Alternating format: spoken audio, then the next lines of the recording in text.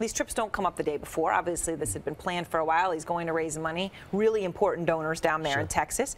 But all of a sudden, nobody wants, look, I mean, they're not appearing with him, and if they wanted to, they would have, right? That's when you get those photo ops and things like that. Is this the right move for Republicans, though, to avoid Chris Christie right now? Look, Erin, every Republican across this country is going to have a tough choice to make. I mean, Chris Christie is not going.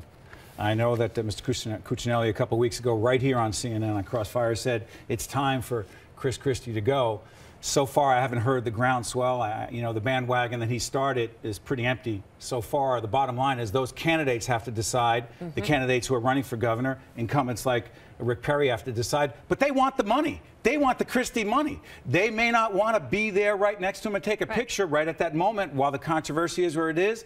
But they want the Christie money. Mr. Cuccinelli knows that. Republicans across the country know that. And until they have another candidate to step in, maybe they don't know this guy.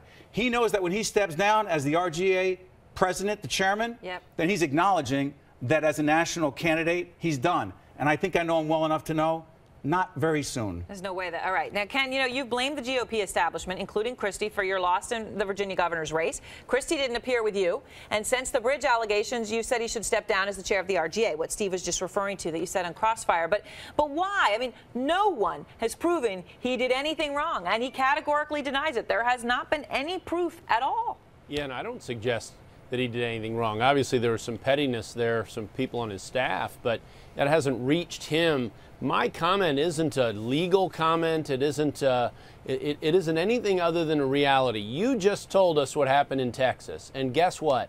That's going to happen all over this country. My comment a couple of weeks ago here on CNN was just a very practical observation, is that a Republican in any state where they can lose, so not Utah, is not going to want to be seen publicly with Governor Christie until this is entirely behind him. Because the point of having a rock star governor from out of state come and help you is to help you.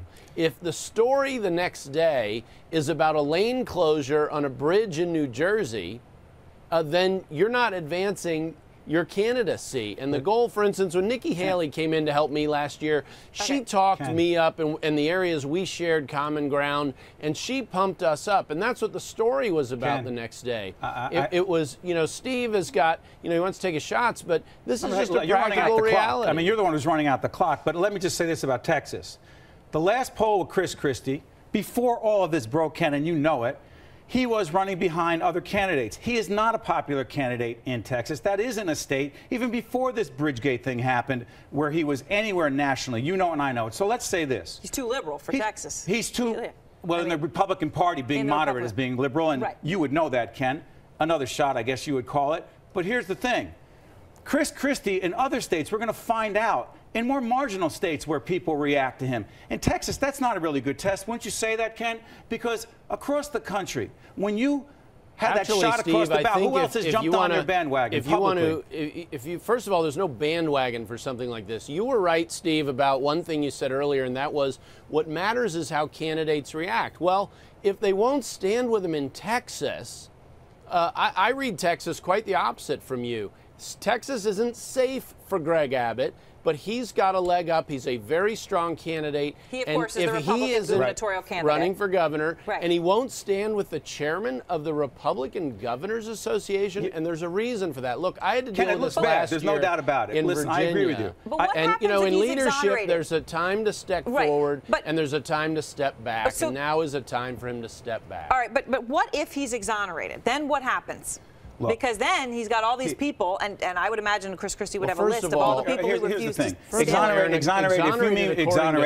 if you mean exonerated in terms of a legal perspective, let's acknowledge it. That's going to take a long time. And the problem in the media may not affect the public eye or not. And the problem in the media, and Ken knows this very well as a candidate for statewide office and the former Attorney General in Virginia, politically and in the media, we're not waiting for that. Chris Christie and any other person who was in such a difficult, challenging situation, and much of it is the product of his administration. He owns it. He has to deal with it. So it's not like it just happened to him.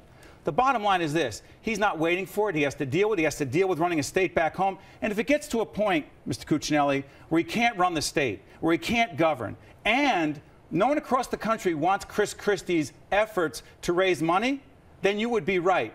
But my sources tell me that so far, people want him raising money. And so far, no one has publicly jumped on the Ken Cuccinelli bandwagon. Maybe you have other information. No. There's nobody running for governor this year that's going to step out and publicly say, I don't want to see him. But he just went to a state and the gubernatorial candidate wasn't anywhere to be seen. The same thing happened in Florida, which is not like Texas.